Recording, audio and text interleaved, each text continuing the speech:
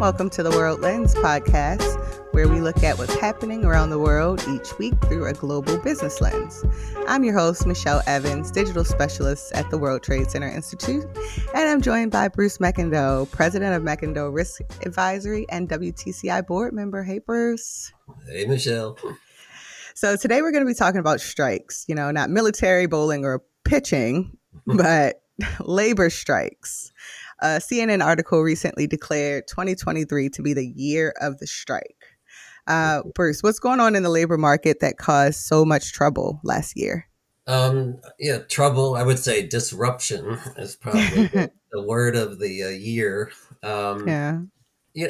Strikes, are basically the end of the road, right? And you're usually driven by major, like organized labor contracts that are coming up for renewal, right? So in 2023, we had several of these big ones. I don't know, General Motors and Ford in the automobile industry, and so that was contributing to all the activity. But it's not going to happen again now for years, right? Until the Right. next cycle. So that. But the other one, of course, was the SAG, the Screen Actors Guild, and the Writers Guild, and all of that were, I don't know, 150, 60,000 people were idled for 6 months, right? Yeah. And so that happened. So that was on top of everything. But right now we're looking at a sequel to that, literally, and that's it's the theatrical stage employee support people for the industry, right? So I don't know, 60, 75,000 people, technicians and other support people, and their contract expires this summer, July. So again, we may see this. Those guys got a good deal. We want a good deal, right? Yeah, it makes sense. The Bureau of Labor Statistics reported that there were 462,000 people on strike at some point in 2023. And like you just said, there was the prominent Hollywood strikes, but it wasn't all that. There were other people striking too. What industries are being impacted by these strikes?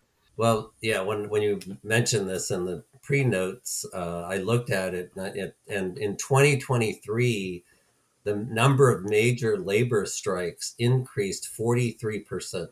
Now, Wow. there's only 33, but still, we did see. So, it is top of mind where we are right now, right? And it's the biggest in 20 years. So it is is this like a strange convergence of things that just happened in 2023, or is this a trend line? So we can talk about that. But labor has leverage right now, and so I think the demand for skilled labor and labor in general is going to shift the power to labor. So I think that's going to go. Strikes and unionizations, I think it's going to be a growing market. It's kind of a matter of fact, I just was hearing on the news, I don't know, a couple of days ago that the Dartmouth basketball team, voted to unionize, right? These are essentially amateur, quote unquote, sports, Right. in college, right? But they're saying, hey, wait a minute, get rid of this amateur status. We're driving the value. We want a piece of that, right? So Yeah. we're, so this is very, active. So it's literally affecting just about every market. We mentioned SAG, Writers Guild, the Teamsters. Are there any other unions that we need to kind of put on our radar that would need it? A very important one is Anheuser-Busch, Yeah. So they had, I don't know, 5 or 10,000 employees, that are unionized that were coming this close, March 1st, to a deadline to strike. Now they did pull that out of the nose spin and ended up not striking. But so there you go. Beer's even on the There no industry left unturned. Yeah, but Boeing has a contract that's coming up with their machinists later in the year. I think the bigger one for me, and with my background that is of much angst, is the airline industry and the airline workers. That's all sitting out there. We're talking, similarly, 100,000 plus employees. And they look at what the pilots got in 2023, and they're saying, "Hey, Me too. come on, we're part of this team too, right?" So Yeah. now these workers, along with others, require approval to strike. Most Mm. public sector, health, safety, fire people like that. But they have a petition in there to be able to strike. I know they're picketing around different places. Yeah, so it's a broad labor activism, I would say. So let's say I'm a business owner and Hmm. my workforce is partially unionized. How can I avoid a strike? um, so, well, obviously negotiation, right? It's all about negotiation. So, Mm-hmm. a strike is an end point that says our ability to negotiate a fair balance between the company and labor failed, Yeah. right? Because it's not in either party's interest to strike, Right. and usually for most employees, they tend to be on the losing end of a strike. If it's a union and they're collecting a war chest of money so that they can pay union members and extend that out, but the company knows what that is, Mm-hmm. and can you know negotiate. So I again, so I think it's really active listening to the people that you're the workers about their challenges. Mm-hmm. Try to come, be transparent, why this doesn't work financially, or what they're what they can do, and you and work through that process. But it's it's definitely not, and get help, get a labor consultant, get a labor law, so that you understand kind of what your parameters are, and you don't end up stepping on a landmine. Yeah, so that brings me to my next question. In the US, there are specific rules and regulations when it comes to dealing with unions. How does a Mhm. company stay educated about that kind of stuff? You mentioned lawyers and experts, but doesn't that kind of play into, big fish, small fish, big bad business owner? No, I mean, I think any business owner, and I've been one for 30 years, seven companies, and have had it interesting, where had an employee in one of my early companies, that was actually went to the county to get a permit to picket the building for unfair labor practices. Right? Mm. And the county then notified us, and so we're like, Larry, what's going on, man? So sometimes just people get a bug in their bonnet, be in their bonnet, and do stuff. Mhm. But yeah, I think getting expert support, if you have a group of employees that have come together and they have concerns, Mhm. this is not something a company's typically going to have on staff unless they are an active union shop. Uh, Right. and Again, I think in most cases these things get resolved through communication and understanding and Negotiation. horse trading. Yeah, exactly. So, what's like the economic impact of these labor strikes? They Mhm. can be huge, right? I think Mhm. the film, television, streaming, all of this stuff, it changes the dynamic of markets sometimes, right? Yeah. And I think as far as the writers and all of that, has impacted that whole industry well into this year, and so Yeah. that's so the whole purpose of a strike is to inflict economic toll on Mhm. both parties, right? So Yeah. the company feels like the employees aren't going to be able to last, and the employees like, well, we can last long enough to make it really painful for you, so you Mhm. probably don't want to do this, right? And so that's in but supply chains and inflation and all the things that get wrapped into labor costs and labor production, it has a rippling effect through the economy. So think about the airline workers. If they were to go on to strike for Right. 6 months, that would, Domino effect. well, it would be a devastating, right? So we focused on the US up until now, but this Hmm. isn't uniquely an American problem. Canada recently saw one of the biggest strikes in history. European farmers are also protesting European Union rules on food imports and Hmm. exports. I read an article where the author says the pandemic not only increased the immiseration of workers, it also exposed the plight of working people everywhere. Hmm. Is this just because the economic outlook after COVID is so fragile? You know, as a contributor, sure, but there's Mm-hmm. bigger things going on, and for developed countries like the U.S. and the European Union, Japan, all these countries, Mm-hmm. the bigger situation that all these countries have is they're not having enough babies, Mm. right? So their populations are, I would say, all of them at this point declining. There's no developed country that has a birth rate of 2.1 or greater. Okay, that 2.1 is replacement. That means I keep the same population that I have, right? Right. We have them that are sub one, so, in South Korea, for example. But so the fact that we have declining and aging populations, you have less supply and you have, distilled, demand of the economy, that kind of thing. So labor becomes a valuable commodity. It's like supply and demand, and so I think that uh, labor, is, just has more leverage as we go forward. Now, the other part of this is, so really, for the whole economy, it's like labor participation kind of rates, right? How many people are in the economy and how much time they're working and how Mm-hmm. efficient are they, and those labor participation rates are decreasing as those populations decrease. Now, like in Japan, with a history of working crazy hours, right? Right. Their solution was, okay, we don't have the population that's decreasing, but if people work, twice as much, well, that's like having two times the population, right? But there's a limit on that, right? Mm-hmm.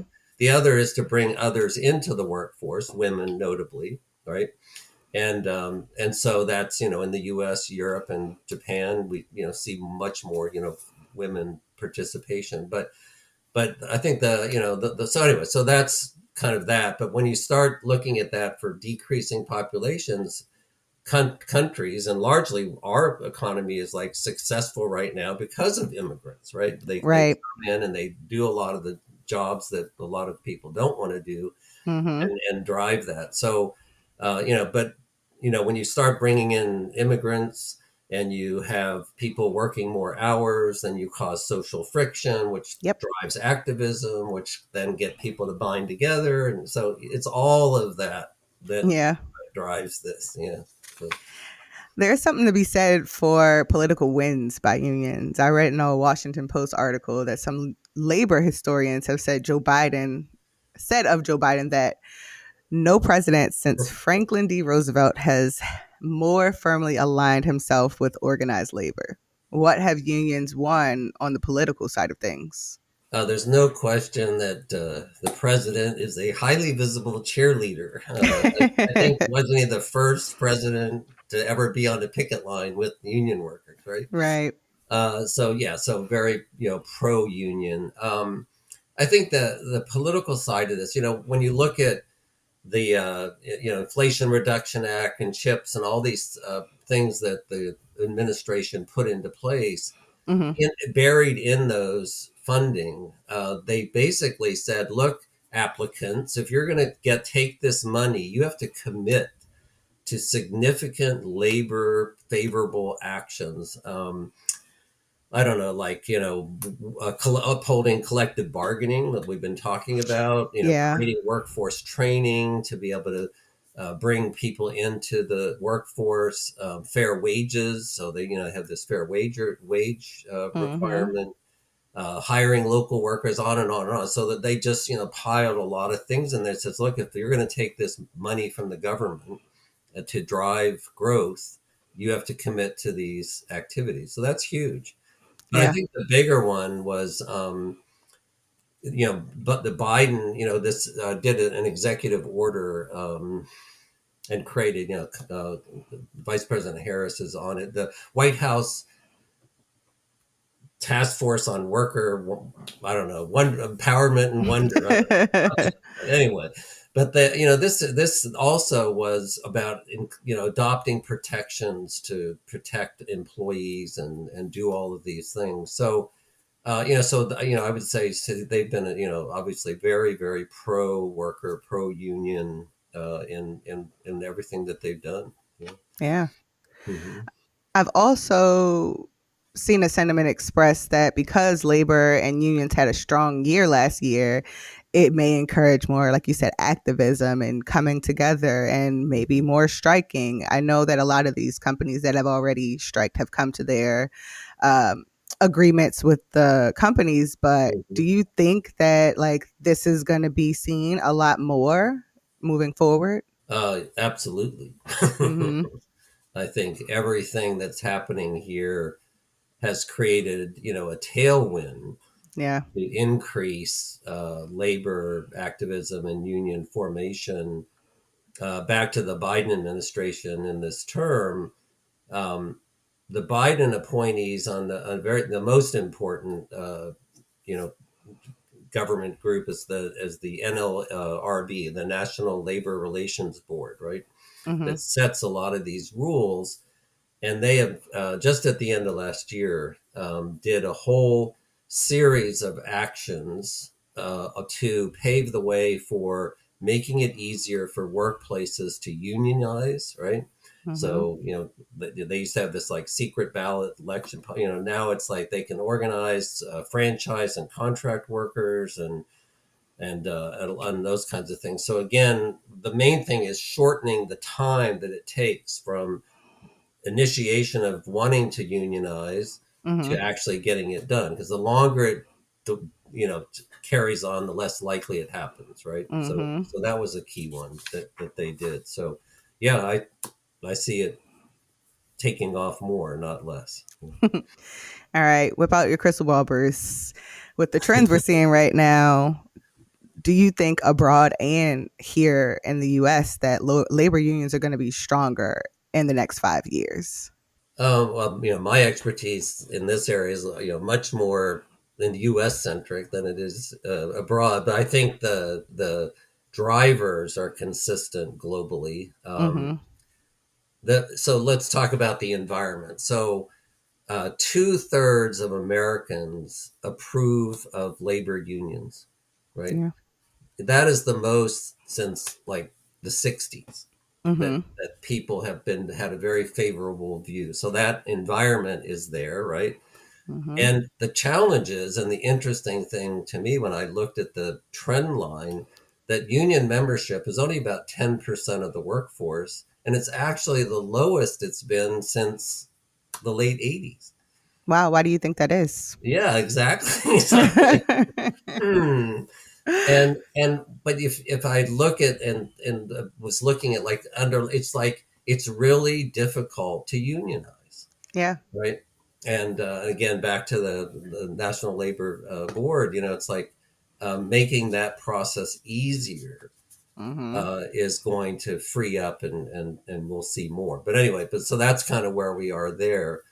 And so then it does come down to like politics, right? It's like, Mm-hmm. so favorable environment, low participation rate right now. What's going to drive it? Well, the next administration that we're going to make a decision on here this year in November Mm-hmm. will drive the trajectory. There's no question. And just like we've been talking about, Biden being kind of pro union, Mm-hmm. Trump, on the other hand, based on his last administration and Yeah. his self, he is, significantly more pro company, Yeah. and many label him as anti-union, but Mm-hmm. that I would say again pro company, much more so than Biden. So kind of independent of those politics changing the trajectory, the biggest impact is going to be on the rapid kind of adoption and deployment of robotics and AI, which has already started in Yeah. industry, that is just going to be massively disrupt the labor market and jobs, Mm-hmm. right? And so that is going to force employees to like bind together and say, Mm-hmm. let's come together and protect ourselves, right? Yeah. So that whole dynamic, here and globally, is going to cause labor to say we need to be more united. We need to understand. We need to bargain. Okay, if they're going to bring in 100 robots and lay off 30% of the staff, what are we going to do about that, right? Yeah, we got to figure out a way to keep ourselves here. Well, we have to basically say, are they going to bring in another wave and another 30%, and Mm-hmm. 30% of 30% of 30% is getting pretty near zero? So I think this whole area is just primed for lots and lots of, if you want to talk about a growing market, labor activism and formation of unions and those things are going to be big activities in the years ahead. No. Well, we'll see what happens, especially with the election coming up. Jump on the Bronco. Well, Bruce, thank you so much. Why don't you let everybody know how to find you? So yeah, just my website, macindoriskadvisory.com, LinkedIn, or at WTCI. Awesome. And of course, thank you so much for tuning in. Please visit the World Trade Center Institute online at WTCI.org for more insights, events, and opportunities. Make sure you also follow us on all social channels at WTC Institute. See you next week.